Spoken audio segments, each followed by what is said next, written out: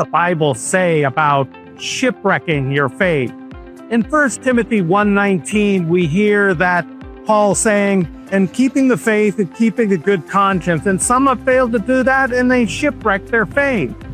Well, the issue is that if we walk away from faith, if we walk away from a good conscience and we fall apart as we are here on the Yucatan Peninsula looking at this in Mexico, this wrecked ship, God is there to restore. God is there to put us in a new ship, a ship that's built on what he does for us. And what he does for us is that he gives grace through Jesus Christ that puts us back on the way that God would have us go if we shipwreck our faith.